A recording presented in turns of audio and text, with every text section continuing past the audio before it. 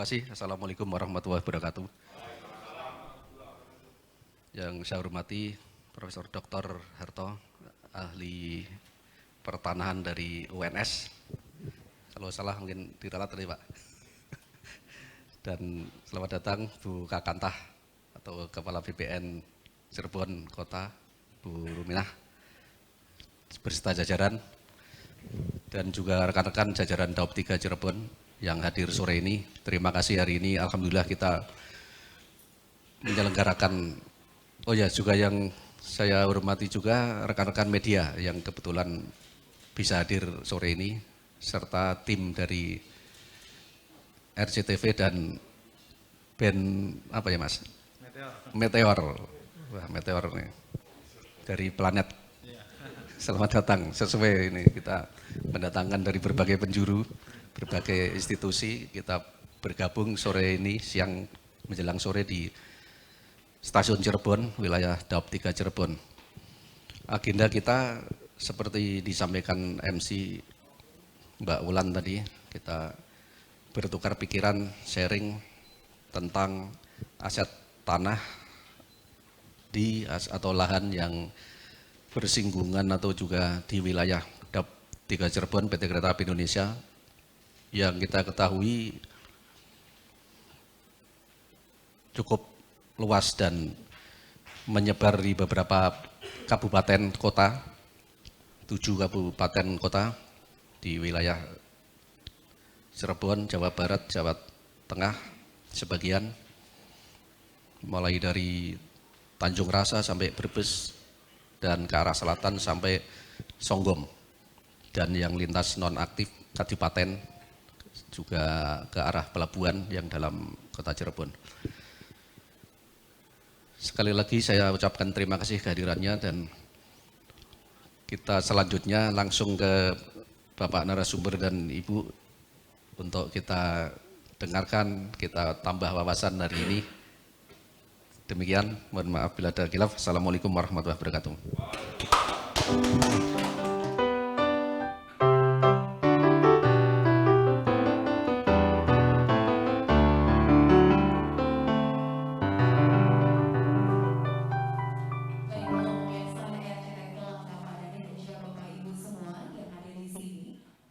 Sore semuanya, apa kabar Bapak Ibu? Baik dan luar biasa. Oke, tetap semangat pastinya ya. Oke, terima kasih banyak sudah berpartisipasi untuk kesempatan kali ini. Baik, untuk dialog khusus ngobrol santai pada kesempatan kali ini kita akan mengupas tuntas tentang sejarah aset kereta api.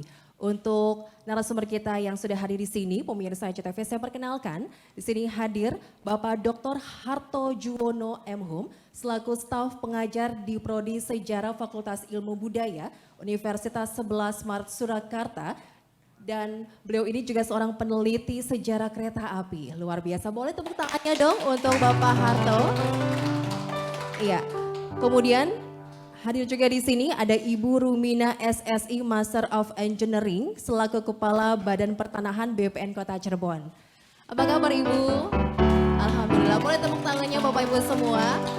Oke, saya juga ingin menyapa Vice President Daop 3 Cirebon Bapak Takdir Santoso. Oke, Bapak, kabar baik ya Pak ya? Terima kasih. Alhamdulillah, kemudian juga ingin menyapa juga di sini hadir Deputi Vice President Daop 3 Cirebon Bapak Muhammad Abrar. Hadir juga bersama jajarannya. Oke, salam sehat untuk Bapak semua ya, tetap semangat. Oke, dan juga untuk para kasih BPN Kota Cirebon dan pastinya rekan-rekan media yang hadir di sini. Baik, kita akan sharing bersama di sini terkait dengan sejarah aset kereta api. Oke, sebagai peneliti kereta api, Bapak bisa disampaikan ya. Yang kita tahu juga bahwa untuk aset-aset dari PT Kereta Api pastinya ini terus berupaya untuk menjaga aset yang dimiliki agar bisa bermanfaat bagi masyarakat. Tapi sebelumnya kita ingin tahu juga nih sejarah dari kereta api Indonesia itu seperti apa sih, Pak? Bisa disampaikan? Ya, terima kasih Mbak Novi yang baik. Selamat sore semuanya. Kereta api di Indonesia ini sudah ada sejak lama. Bahkan sebelum Indonesia merdeka kereta api sudah ada. Oleh karenanya ketika kita merdeka dan mendapatkan kekayaan yang begitu berlimpah, kereta api ini bukan hanya merupakan kasanah sejarah tapi juga aset sejarah. ya, aset milik bangsa dan negara yang cukup membanggakan bagi pemerintah Indonesia yang baru lahir sudah memiliki perusahaan kereta api. Nah, pembangunan pertama atau hadirnya perusahaan kereta api di Indonesia ini memang unik sejarahnya. Uniknya begini, yang membangun kita tahu bahwa perusahaan kereta api di Indonesia pertama yang membangun adalah pemerintah Hindia Belanda. Nah, itu didasarkan pada hak konsesi ya, yang pertama kali diberikan oleh pemerintah kerajaan Belanda kepada suatu perusahaan kereta api swasta di Belanda pada tahun 1862. Ya. Itu pertama kali hak konsesi setelah keberhasilannya membangun kereta api di Belanda. Nah, saat itu pemerintah Hindia Belanda memandang perlu hadirnya transportasi beroda ini di atas rel ini untuk wilayah koloninya, terutama di Jawa. Ya, karena pengangkutan hasil bumi dan mobilisasi penumpang sudah tidak mungkin lagi dilayani dengan sarana transportasi yang ada baik di darat maupun di laut. Kemajuan teknologi dan modernisasi dalam bentuk kendaraan kereta api ini sangat diperlukan, sehingga pada tahun 1862 diserahkan kepada pemborong swasta untuk membangunnya. Tetapi uniknya, ini yang unik dalam sejarah kereta api kita ini, ketika pemborongan itu diberikan, justru Hindia Belanda sendiri waktu itu belum siap. Karena apa? Belum ada undang-undang yang mengatur kereta api, yang ada undang-undang kerajaan Belanda. Oleh karenanya pemerintah Hindia Belanda kemudian menerbitkan undang-undang kereta api pertama tahun 1866 ya, yang dimuat dalam lembaran negara nomor 132. Nah, tetapi yang penting untuk kita ketahui semua, sebelum undang-undang kereta api itu diterbitkan, pemerintah Hindia Belanda sudah mempersiapkan langkah-langkah yang nanti akan muncul dan bisa menjadi masalah apabila tidak ditanggulangi. Yaitu apa? Yaitu mengenai tanah yang akan digunakan. Nah, oleh karena itu, 2 tahun sebelum undang-undang kereta api ini muncul, pemerintah kolonial Hindia Belanda menerbitkan suatu peraturan undang-undang tahun 1864 nomor 6 yang menetapkan pembebasan tanah untuk kepentingan publik dan diberi status menjadi tanah pemerintah.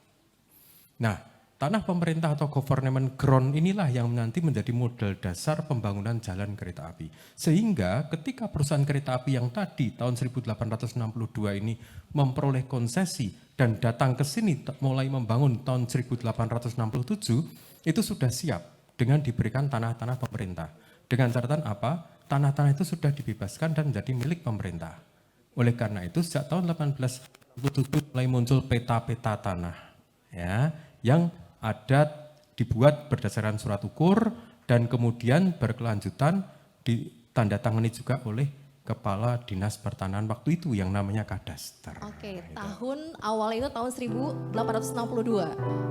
Konsesinya, Konsesinya. tetapi prakteknya 1867, 5 tahun kemudian. Oke, kemudian perkembangannya Bapak, boleh tahu nih dari awal berdiri sejarahnya itu sampai saat ini seperti apa perkembangannya? Nah, sejak 1867 tadi saya sudah sampaikan yang memperoleh hak konsesi ini adalah perusahaan swasta. Ya, hak apakah hak konsesi itu? Hak konsesi adalah hak kuasa usaha.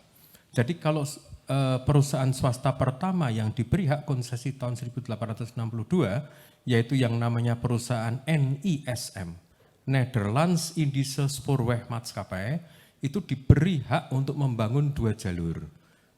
Jalur dari Jakarta ke Bogor dan dari Semarang ke Jogja lewat Solo. Dua-duanya politis, pusat kekuasaan semua. Ya, nah 8 tahun NISN berhasil membangun kedua jalur tersebut, pihak pemerintah mulai berpikir, kalau gitu negara juga harus punya perusahaan kereta api, jangan swasta. Akhirnya pada tahun 1875 muncullah perusahaan kereta api negara pertama yang namanya Staatspoor, SS. Nah, SS ini mendapatkan kewenangan bukan konsesi karena dia negara kan. Kalau yang konsesi itu swasta. Kalau negara dia mendapatkan hak untuk membangun pertama uji coba dari Surabaya ke Pasuruan, cabang ke Kota Malang. Nah, keberhasilannya membangun dalam 3 tahun kemudian mendorong pemerintah Hindia Belanda kalau gitu untuk jarak jauh dari Jakarta ke Surabaya harus dipegang oleh SS. Sementara daerah-daerah seperti tadi Jakarta Bogor, kemudian Semarang sampai ke Jogja diberikan NIS, muncullah swasta-swasta lain yang meminta hak konsesi. Salah satunya di Cirebon. Salah satunya di Cirebon. Iya. Oke, apa Pak untuk niat bermunculannya stasiun-stasiun di beberapa wilayah tersebut Pak? Iya. Jadi pertama, dari pihak SS memang diprioritaskan jarak jauh. Oleh karena relnya lebar. Karena jarak jauh lokonya harus lebar, karena dia harus menyeret gerbong lebih banyak, sehingga butuh ruang bahan bakar lebih gede. Sehingga tidak mungkin rel kecil. Tetapi yang kedua, tentu tidak mungkin dari pihak SS ini karena sudah menempuh jarak jauh, harus melayani juga jarak dekat. Nah, jarak-jarak dekat ini kemudian diserahkan kepada swasta dengan hak konsesi. Ya, selain juga untuk melayani kebutuhan jarak dekat, juga menjadi feeder atau pemasok bagi SS. Nah, kembali tadi saya bilang, akhirnya di Cirebon juga muncul perusahaan yang memegang hak konsesi kereta api. Namanya Cirebon SCS, Semarang Cirebon Stomtra Maskapai. Ya, itu. Jadi dia memperoleh kewenangan membangun jalur-jalur kereta api dari kota Cirebon yang merupakan transitnya SS ke pedalaman-pedalaman seperti ke Majalengka, kemudian ke Indramayu, ke Kadipaten, ke Brebes, ke Tegal, dan sebagainya. Oke, jadi ini kita jadi lebih tahu lagi nih ya sejarah dari kereta api ya. Dan itu dengan adanya bermunculannya beberapa daerah tersebut jadi lebih efisien juga ya Pak ya? Ya, lebih efisien, lebih efektif, dan kemudian juga lebih eksploitatif. Karena pabrik-pabrik gula yang di pedalaman seperti Sindang Laut segala itu langsung bisa mengangkut gulanya lewat gerbongnya SCS, dibawa ke Cirebon, di Cirebon dioper ke pelabuhan atau dioper ke keretanya SS. Oke, oke. Ini dengan sejarah panjang tersebut, kondisi saat ini bagaimana nih Bapak? Untuk kita melihat dari aset-aset sejarah yang dimiliki oleh kereta api. Ya, jadi seperti yang saya sampaikan tadi bahwa dalam Undang-Undang Perkeretaapian tahun 1866-0132 bahwa perusahaan kereta api yang menggunakan hak konsesi mendapatkan fasilitas menggunakan tanah pemerintah atau government land, government ground. Ya, saya tidak menggunakan istilah tanah negara, tapi tanah pemerintah. Karena tanah pemerintah itu menurut lembaran negara tahun 1866 tadi mengatakan itu betul-betul tanah milik pemerintah. Ya, kalau tanah negara menurut lembaran negara 1870 State Domain itu masih dikuasai negara. Kalau ini sudah betul-betul tanah pemerintah. Ya, makanya kalau kita melihat di kereta api ini punya suatu dokumen peta yang menunjukkan aset-aset itu, yaitu namanya ground card. Ya, ground card ini cukup unik menurut saya karena sebetulnya ground card ini ada pasangannya. Pasangannya adalah arsip lain yang ditunjuk di dalam ground card itu. Sehingga ketika ground card itu dipasangkan maka akan semakin jelas, terjadi kelengkapan. Tetapi di Belanda saya menemukan arsip-arsip asal-usul ground card. Sehingga ground card ini dibuat berdasarkan tanah yang sudah diukur oleh kadaster. Atas permohonan dari perusahaan kereta api kepada pemerintah kadaster. Kemudian diukur. Setelah ini diukur selesai dan cocok, kemudian dijadikan ground card, itu berarti oleh pemerintah, tanah pemerintah itu dikuasakan kepada perusahaan kereta api. Kalau yang kereta api swasta seperti SCS Cirebon, itu dikuasakan berdasarkan hak konsesi, tetapi kalau untuk SS, yang Stadspor, yang kereta api negara, itu berdasarkan memang itu perusahaan negara. Oke, luar biasa. Terima kasih banyak Bapak atas informasinya tadi. Jadi saya lebih tahu lagi ya tentang sejarah dari kereta api yang ada di Indonesia ini. Oke, ngomongin soal aset sejarah dari PT Kereta Api, khusus sekarang saat ini kita sedang berada di stasiun Cirebon. Saya ingin bertanya ke Ibu Rumina, selaku Kepala Badan Pertanahan Kota Cirebon. Apa saja sih Ibu aset-aset yang dimiliki oleh PT KAI Daob 3 Cirebon? Pasti banyak ya Bu ya. Sudah ada datanya Ibu? Sebelum dijelaskan kita harus jeda dulu ya. Penjelasannya akan kita dengarkan pemirsa CTV. Setelah jeda yang satu ini tetap bersama kami di Ngobrol Santai bersama dengan Bapak Dr. Harto Juwono dan juga Ibu Rumina. Sesaat lagi kami akan kembali untuk Anda.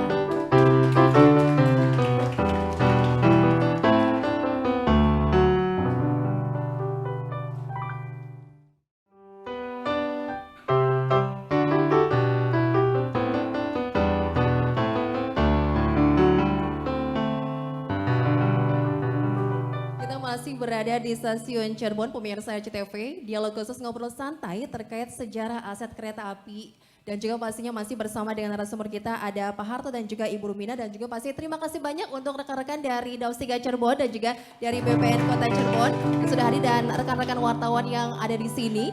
Oke, tadi saya ingin bertanya dengan Ibu Rumina ya terkait dengan apa saja sih aset-aset yang dimiliki oleh Daus 3 Cirebon. Bisa dijelaskan Ibu? Baik, terima kasih. Sebelum cerita tentang aset-aset apa saja yang ada di Cirebon yang dimiliki oleh PT KAI, mungkin saya berangkat lebih dulu bahwa kenapa BPN, karena memang ada nota kesepahaman antara Kementerian ATR BPN dengan PT KAI untuk Terjalin kerjasama nih ya Bu ya? ya terkait sertifikasi aset-aset PT KAI, itu yang pertama. Kemudian lanjut, kenapa kantor pertanahan? Karena memang kantor pertanahan adalah kantor yang diberikan kewenangan untuk memberikan layanan dalam penerbitan sertifikat hak atas tanah. Kaitannya dengan aset, karena kami harus memberikan kepastian hukum terhadap aset-aset tersebut berupa sertifikat hak atas tanah.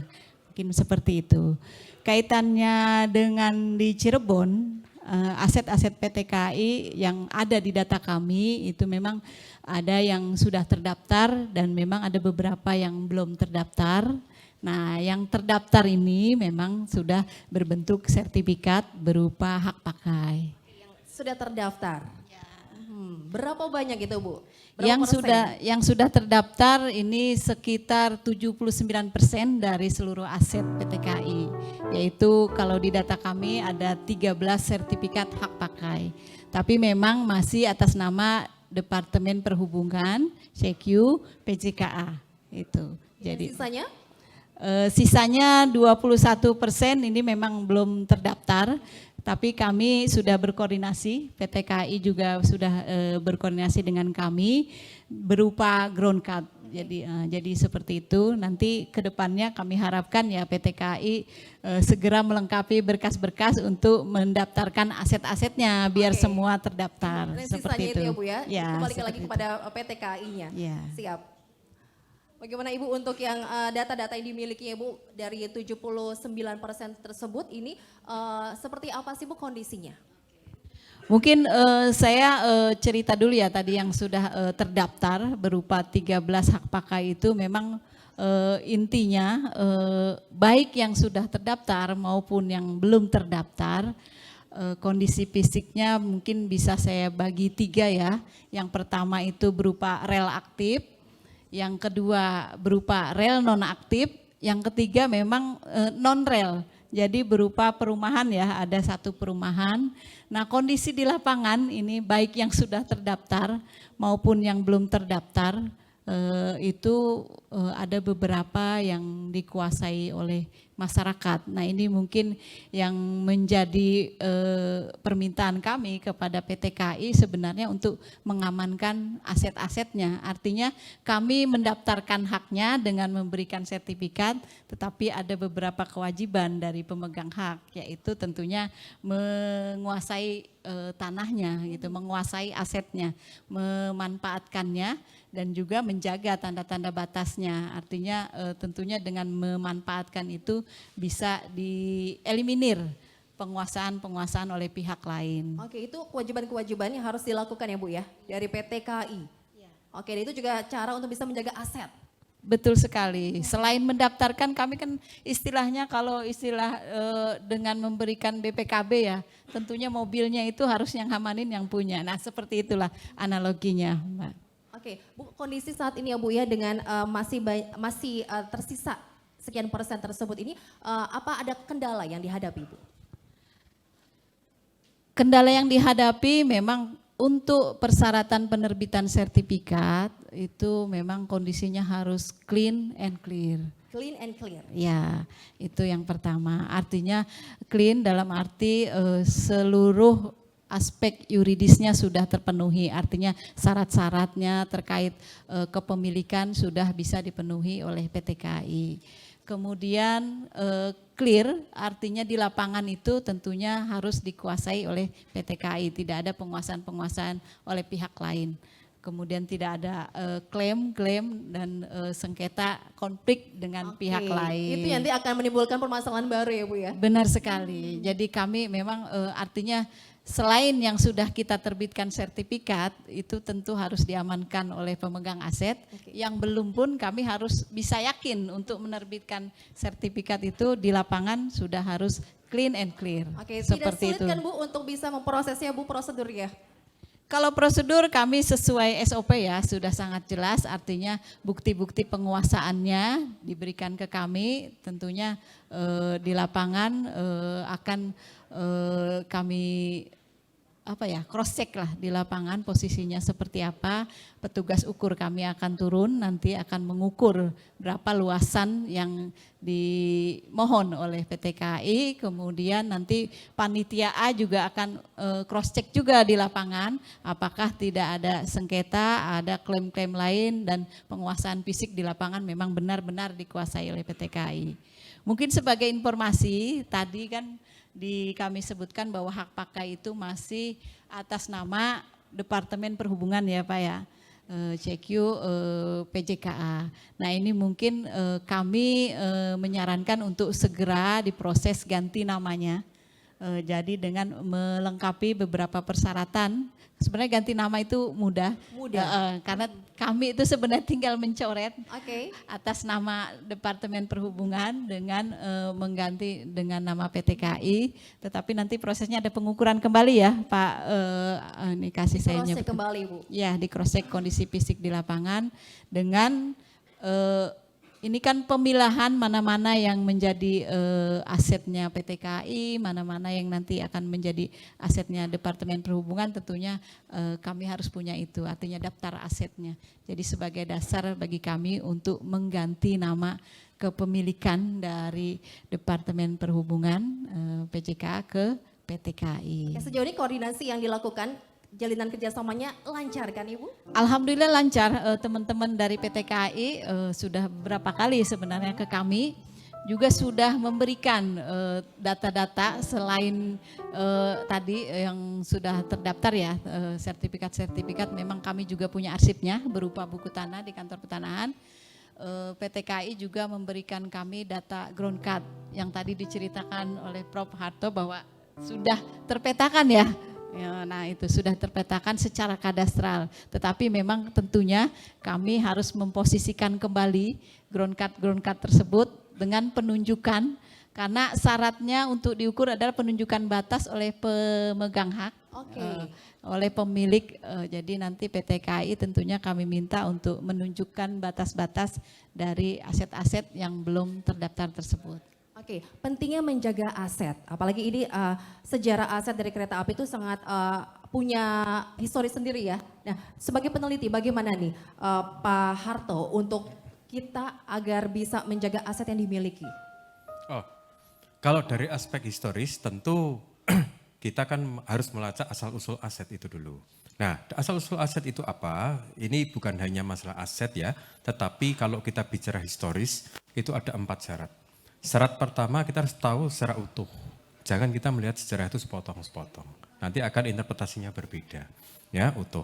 Yang kedua berdasarkan data, dokumen ya. Dokumen itu harus cukup kuat ya, karena kalau kita bicara sejarah tidak berdasarkan data, nanti dianggap itu legenda, kan begitu ya, atau dongeng. Nah, meskipun itu tidak jelek ya, tapi itu kan bagian dari karya sastra, bukan karya sejarah. Nah, yang ketiga dokumen teruji kebenarannya. Ya, bukan dokumen aspal, dokumen yang tidak jelas ya, itu dokumen yang teruji kebenarannya berdasarkan metode. Ada metode pengujian dokumen ya. Di dalam ilmu sejarah itu ada yang namanya kritik sumber ya. Dan itu di kami di Universitas Negeri 11 Maret sangat ditekankan itu supaya mahasiswa tahu betul mana dokumen yang asli dan bukan asli. Nah, jadi siap dipakai. Kalau sudah teruji kebenarannya ya harus dipercaya. Karena kalau kita sudah menguji dan tidak lagi percaya ya tidak akan bicara sejarah. Nah, oleh karena kembali ke masalah aset pun berdasarkan data. Ya, seperti yang Ibu katakan tadi. Karena apalagi ini asal usul, itu yang bicara data. Orangnya sudah tidak ada, 100 tahun yang lalu yang beli tanah ini siapa, udah nggak tahu. Tapi data jual beli tanahnya masih ada. Dan itu dikeluarkan oleh lembaga yang berwenang. Oleh karena itu ada syarat 4. Yang pertama, keaslian data. Yang kedua, keabsahan data. Dikeluarkan oleh pejabat yang berwenang atau tidak. Yang ketiga, integritas data, kelengkapan. Ada orang mengaku saya punya tanah di sana, tapi ditanya oleh BPN, yang mana tanahmu? Tidak tahu, tidak bisa. Kan begitu. Nah, yang keempat, kredibilitas. Ada payung hukum yang menaungi. Nah, itu. Soal payung hukumnya bagaimana untuk di Indonesia sendiri ini? Nah, kalau yang saya tadi bilang, hak konsesi payung hukumnya kan, sehingga dia bisa menggunakan tanah pemerintah. Itu. Oke, tapi dari sejarah yang tadi sudah dijelaskan itu sangat menarik sekali ini ya. Dari awal kemudian saat ini dan kita harus bisa menjaga aset tersebut karena sesuai dengan data yang ada. Itu real ya Bapak ya? Iya, jadi data yang ada di perusahaan, bukan hanya kereta api ya, BUMN pada umumnya saya pelajari, itu selain juga data berkas-berkas dari masa lalu, bukti perolehan tanah, kemudian juga data di aktiva perusahaan atau di inventaris perusahaan, tercatat atau tidak, dan yang ketiga data di kantor Direktorat Jenderal Kekayaan Negara, karena kan ini semua tanah milik negara, aset negara, pasti tercatat di JKN. Oke, tentang kereta api, kemudian juga ada jalur-jalur kereta api juga ini yang masih aktif dan sudah tidak aktif lagi. Nah ini saya ingin bertanya nih, kenapa sampai tidak aktif lagi? Kemudian juga banyak juga yang ini harus lebih diperhatikan lagi ya Pak ya. Jadi apa sih yang menyebabkan sampai rel tersebut tidak aktif kembali? Ditahan dulu, mohon maaf jawabannya pemirsa, kita akan kembali untuk Anda. Tapi sebelum kita akan dengarkan dulu, ini ada sebuah luar biasa ya. Ini ada lagu yang akan dibawakan oleh Mbak Keke Andrean dan juga DJ Roh. Silakan.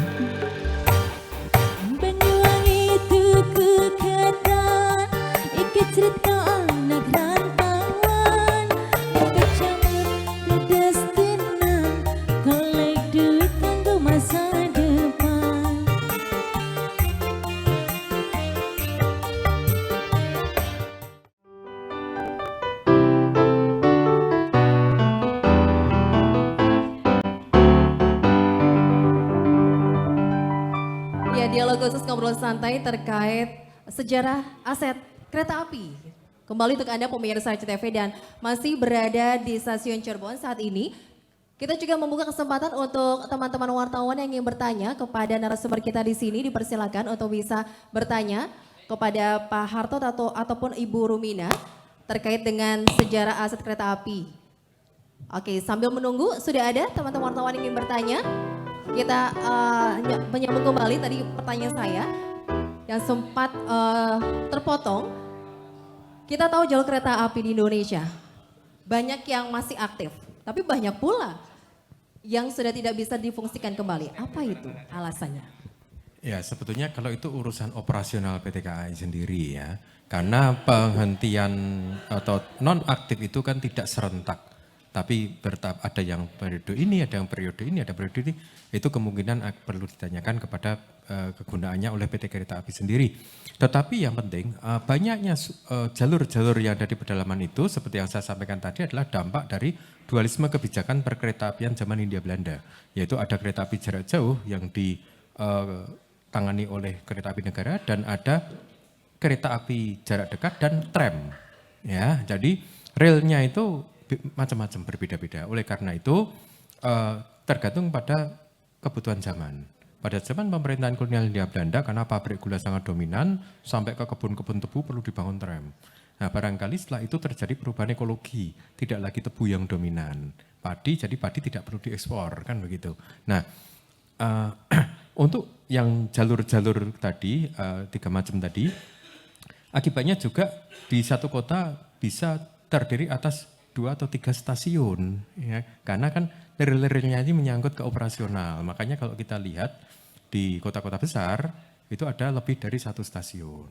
Nah, itu bisa saja itu dikelola oleh satu perusahaan, tapi biasanya 2 perusahaan berdasarkan konsesi tadi itu, ya. Kembali ke masalah tadi jalur non aktif ya, itu seperti yang saya sampaikan itu memang kereta api, tapi itu bukti bahwa di zaman kolonial dulu itu semua aktif, semua bisa digunakan. Berarti ada perubahan zaman, perubahan kebutuhan. Datanya banyak, Pak? Kalau untuk jalur itu semua datanya masih utuh. Iya, untuk pembangunan jalurnya itu masih utuh semua. Di arsip nasional kita masih tersimpan rapi. Yang sudah tidak berfungsi banyak juga tuh. Saat mulai pembangunan semua jalur-jalur sampai ke pedalaman semuanya ada. Ribuan kah? Ribuan lembar. Wow, jadi masih banyak sekali itu ya. Masih banyak. Otomatis berdampak juga kepada masyarakat. Lah tentu yang berdampak bukan datanya ya, yang berdampak kan realitanya. Itu. Karena alih fungsi kegunaan ini kan mempengaruhi juga. Oke. Betul. Jadi sudah dari zaman dulu pun sudah ada tuh yang tadi yang tidak berfungsi gitu untuk Enggak. jalur. Kalau di zaman kolonial Belanda semua masih berfungsi maksimal. Itu mulai tidak berfungsi setelah Belanda pergi. Jadi zaman Jepang itu mulai berkurang gitu. Karena memang fungsi untuk ke pedalaman di zaman Jepang kan berbeda dengan zaman kolonial Belanda, ya, itu. Karena di Cirebon pun banyak data yang saya tahu juga ini beberapa jalur kereta api yang sudah tidak berfungsi kembali ini ya. Oke, kalau ngomongin soal stasiun Cirebon, ini kita mau tahu juga nih, sejak kapan sih adanya stasiun Cirebon nih, Pak? Stasiun Cirebon ini mulai ada sejak mulai dijadikannya Cirebon sebagai tempat transit utama baik dari kereta api SS maupun dari SCS, ya. Cuma pada awal-awalnya memang mereka belum jadi satu. Baru setelah terjadi koordinasi transportasi antara pihak swasta dengan pihak negara, mereka dijadikan satu di Kazakhstan. Kalau melihat di angka bukti bangunan Kazakhstan itu diresmikan tahun 1911. Ya tentu kita belum lahir ya, itu betul. Nah jadi itu diresmikan untuk transportasi sentra Cirebon. Ya. Ini kita ada di sini ya, jadi kita tahu sejak kapan berdirinya stasiun Cirebon. Oke, kita buka kesempatan silakan untuk rekan-rekan wartawan yang ingin bertanya kepada narasumber kita di sini. Silakan. Oke, Mas. Saya mau tanya, untuk di wilayah Cirebon, PT KAI itu dalam penertiban aset ya khususnya, itu seringkali massa itu menolak karena mereka merasa bahwa tanah yang aset yang ditempati itu sah punya pihak lain gitu. Bahkan dibentur-benturkan dengan pihak lain. Pada saat penertiban itu banyak banget dipasang plang gitu. Tanah ini bukan tanah milik kereta api tapi milik titik-titik begitu. Nah, menurut Pak Harto, ini bagaimana cara menengahinya supaya masyarakat ini jelas dan juga masyarakat ini juga tidak dimanfaatkan oleh pihak-pihak lain supaya penertiban aset ini berjalan dengan baik. Itu aja Pak. Terima kasih Pak. Terima kasih banyak Mas Fran. Kalau Daops 3 Cirebon bisa dibantu Pak Abrar. Bagaimana Bapak bisa menanggapi tadi apa yang disampaikan oleh Mas Frans? Untuk penertiban ya terkait dengan lahan-lahan kita ya yang kita tuh dari PT KAI itu kan diberikan kuasa ya oleh negara ya untuk menyelenggarakan termasuk aset ya, aset-aset negara yang dalam ini PT KAI ya juga diberikan kewajiban untuk bisa mengelola ya, bisa mengamankan aset-aset negara. Ya, jadi dalam hal dalam penertiban tentu kita pertama berdasarkan sertifikat dulu ya, sertifikat yang kita punyai ya. Karena berdasarkan sertifikat itu yang menjadi salah satu dasar kita nanti berkoordinasi ya dengan warga-warga yang menempati ya, yang merasa mungkin selama ini sudah mungkin berpuluhan tahun ya menempati ya. Ya mungkin sebelumnya juga mereka itu merupakan ada kontraknya juga. Jadi tanah yang ditempati itu awalnya mungkin berkontrak juga dengan KAI ya, tapi karena sesuatu hal karena sudah lama ya merasa ikut memiliki ya. Nah ini yang beberapa lokasi yang ada di Daup 3 Cirebon yang memang kita secara persuasif dulu ya. Secara persuasif dulu kita dekatin ke masyarakat ya, kita jelaskan bahwa tanah ataupun lahan yang mereka tempati itu merupakan milik KAI dengan dibuktikan dengan sertifikat yang dikeluarkan oleh pihak BPN ya. Ya memang di sini perlu kesabaran ya, perlu persuasif ya karena kita juga berhadapan dengan masyarakat ya. Tetapi di sini bahwa PT KAI ya tentu dengan tanah-tanah lahan-lahan yang berada di sekitar stasiun misalnya ya, ini pasti akan digunakan sebenarnya untuk pembangunan atau perkembangan dari Kota Cirebon itu sendiri ya. Mungkin demikian Bu Moderator ya. Oke, terima kasih banyak penjelasannya atas tadi yang ditanyakan oleh Mas Frans ya dari Deputi Vice President Daup 3 Cirebon Bapak Muhammad Abrar. Oke, ini pentingnya harus disertifikasi ya Bu ya. Ini supaya masyarakat juga paham bagaimana Ibu memberikan penjelasan kepada masyarakat nih. Baik, mungkin saya ingin menambahkan ya, bukan hanya aset-aset KAI sebenarnya yang bermasalah, yang dikuasai oleh pihak lain. Aset-aset dari BUMN, dari seluruh yang ada di Cirebon Pak, ya kami temui memang banyak dikuasai oleh masyarakat atau pihak lain. Artinya memang pemegang aset atau yang kami sudah berikan sertifikat hak atas tanah memang tidak memanfaatkan secara keseluruhan bidang-bidang tanah yang memang sudah kami berikan sertifikat. Ya sebenarnya di sertifikat sudah tertera ya bahwa pemegang hak harus memanfaatkan tanahnya, menjaga bidang tanahnya, batas-batas bidang tanahnya. Nah itu seperti itu. Artinya itu masalah umum lah kaitannya dengan penguasaan pihak lain dari seluruh aset. Nah untuk PT KAI memang ada beberapa hal ya malah karena memang tadi sebenarnya penguasaan fisik oleh pihak lain itu bisa diatasi atau bisa kami terima apabila ada bukti gitu. Hubungan hukum antara pemegang aset dengan pihak lain tersebut itu seperti itu. Dan memang tadi seperti disampaikan juga oleh Pak Akbar tadi ya bahwa memang sudah lama sebenarnya awalnya berawal dari sewa menyewa, kemudian sudah terlalu lama bahkan turun temurun artinya malah sampai merasa memiliki gitu. Tetapi memang teman-teman dari kantor pertanahan tentunya dalam memberikan hak tidak sembarangan Bapak tadi dari sejarahnya diterjemahkan oleh teman-teman kami berupa riwayat tanah oleh panitia A.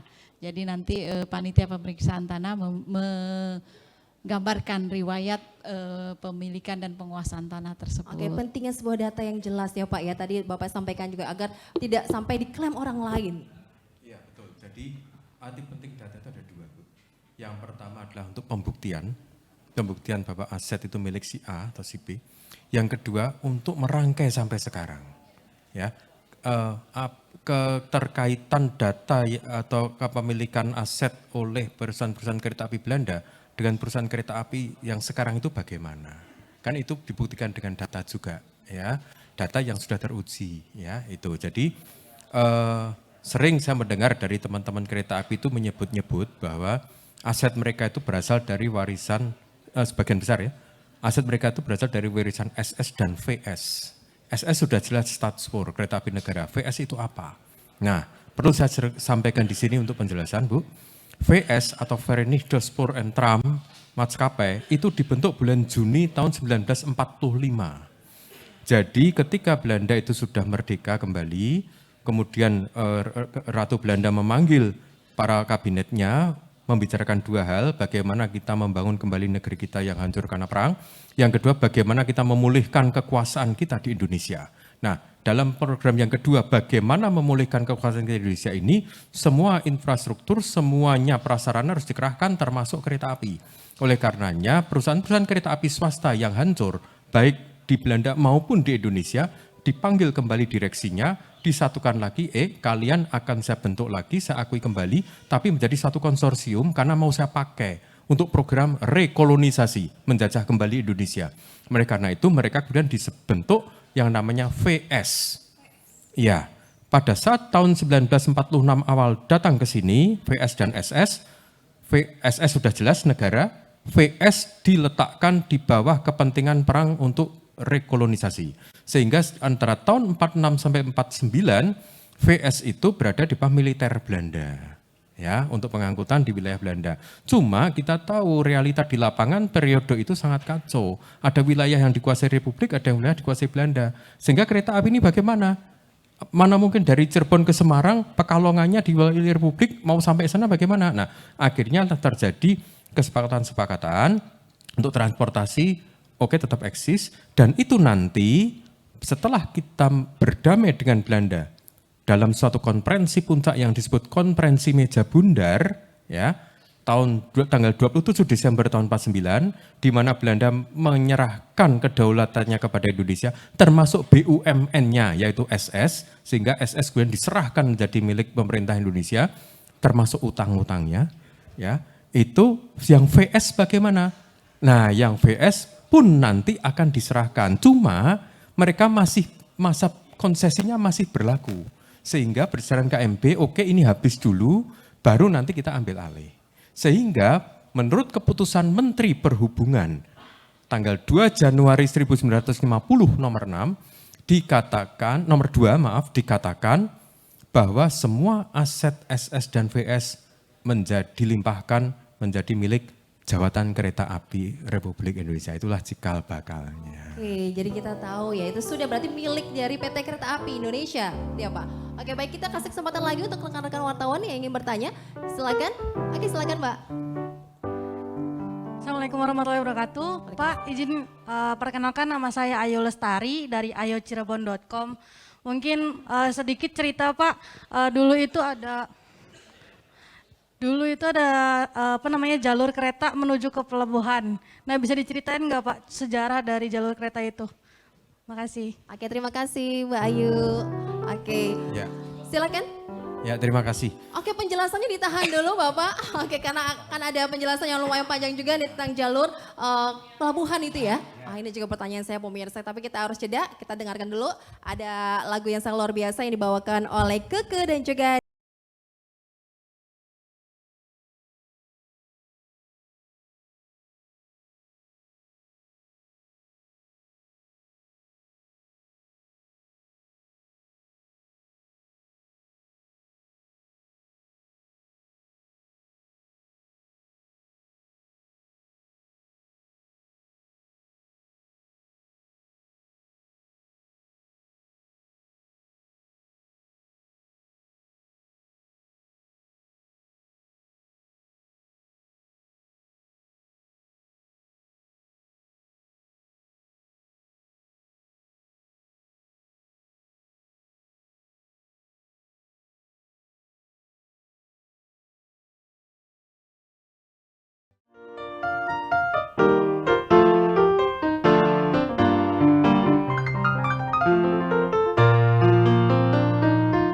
Oke, kita masih ngobrol santai pemirsa di stasiun Cirebon. Boleh minta semangatnya Bapak Ibu semua yang ada di sini.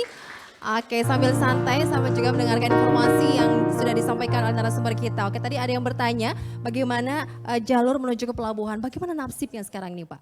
Ya, jalur menuju pelabuhan Cirebon itu sudah ada sejak bulan Agustus 1896. Seiring dengan dua hal. Yang pertama adalah kebutuhan untuk ekspor gula, terutama produk gula yang terdekat. Yang kedua, potensi dari pelabuhan Cirebon sendiri, siap enggak mengekspor itu. Dan ketika dilakukan penelitian, akhirnya pada bulan Agustus 1896, itu dibukalah jalur pelabuhan ke Cirebon. Ya, 1 tahun kemudian menyusul jalur pelabuhan di Pekalongan. Nah, tetapi itu bertahan hanya sekitar 15 tahun. Ada dua hal yang mengakibatkan itu. Yang pertama adalah Perang Dunia Pertama, tahun 1914 yang mengakibatkan hubungan transportasi laut antara Indonesia dengan luar negeri, terutama dengan Eropa itu putus. Akibatnya gula tidak terekspor, sehingga tertimbun saja, akibatnya macet. Juga aktivitas pelabuhan akhirnya juga tidak banyak berfungsi lagi. Ya, sehingga pelabuhan sendiri pun juga mengalami krisis. Nah, yang kedua, adanya pelabuhan-pelabuhan baru yang menjadi pesaing dari Pelabuhan Cirebon yang tonasenya untuk pengangkutan lewat rel itu lebih besar. Seperti Tanjung Priok yang sudah dibangun dan Tanjung Mas. Akibatnya pengusaha gula itu lebih efektif kalau mengirim lewat sana. Nah, dua faktor itulah yang membuat kemudian Pelabuhan Cirebon terhenti ekspornya dan dari pihak SCS yang membangun itu kemudian menganggap ini tidak efektif. Tidak efektif. Tidak efektif dan defisit.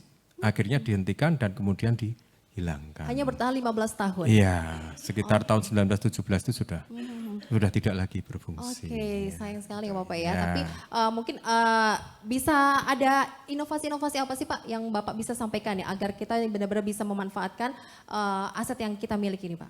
Oh ya, kalau untuk aset peninggalan historis ternyata begini, ada satu kesan saya ya Mbak, baik itu di Indonesia maupun di luar negeri, saya melihat kesan bahwa yang namanya perusahaan kereta api dimanapun itu, asetnya bukan hanya luas, bukan hanya tinggi nilainya, tapi juga strategis.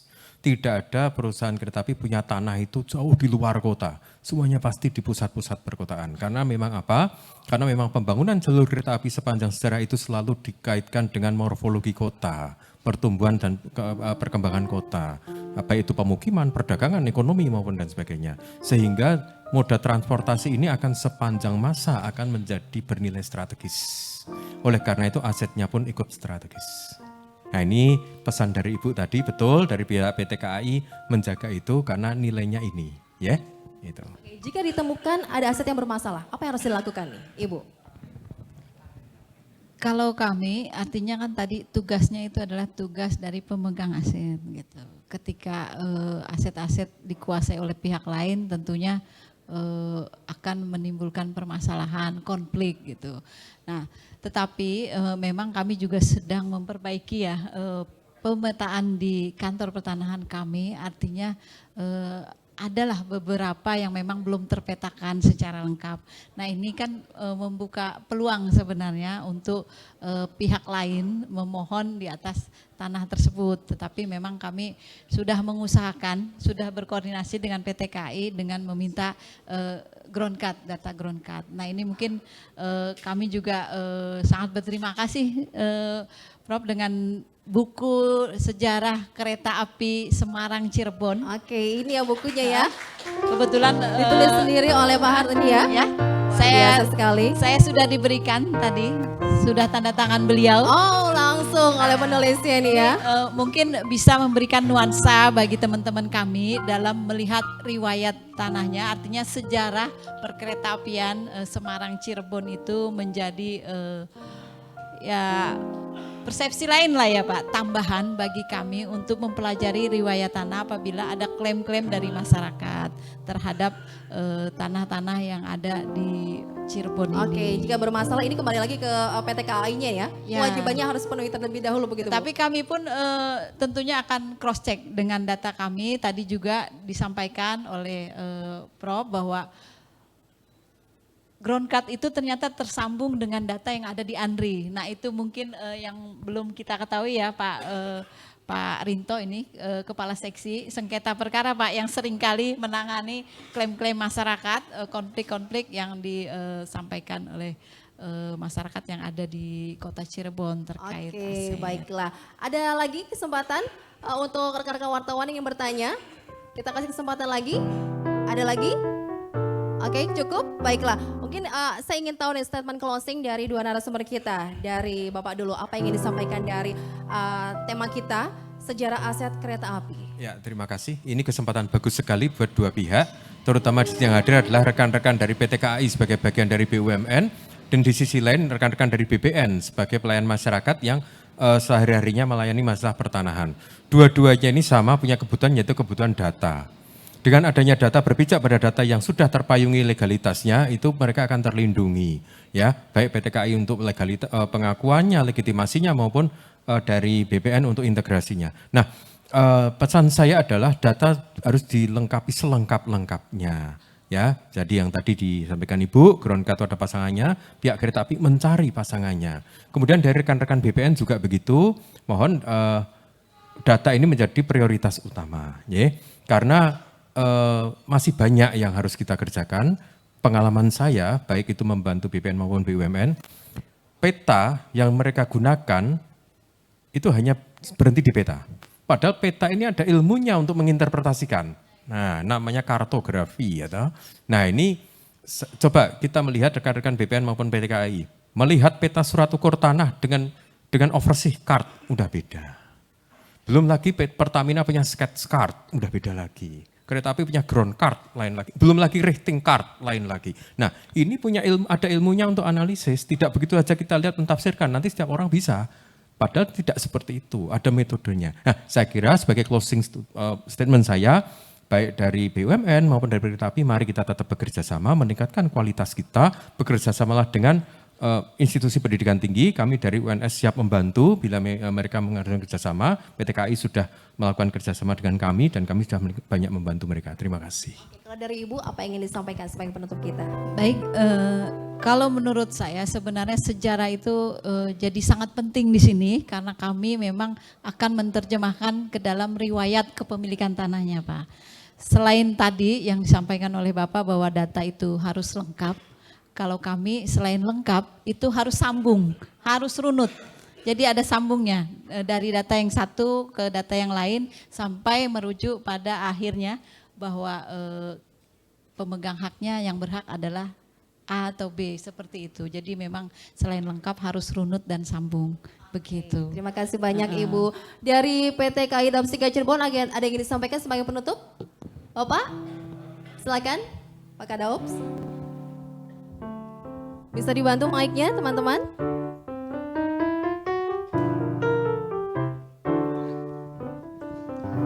Ya, terima kasih. Terima kasih Pak Dr. Harto sebagai narasumber dan Bu Kepala BPN Cirebon. Sebagai ucapan terima kasih kami juga pesan kepada seluruh institusi maupun seluruh stakeholder dan juga seluruh komponen masyarakat yang kebetulan juga ada lahannya maupun diam atau bermukim di sekitar-sekitar wilayah-wilayah yang bermasalah atau belum jelas ya perlu diklirkan lagi. Kami juga siap bekerja sama untuk mengklirkan nanti dengan institusi BPN maupun institusi-institusi yang berwenang yang bisa mengabsahkan.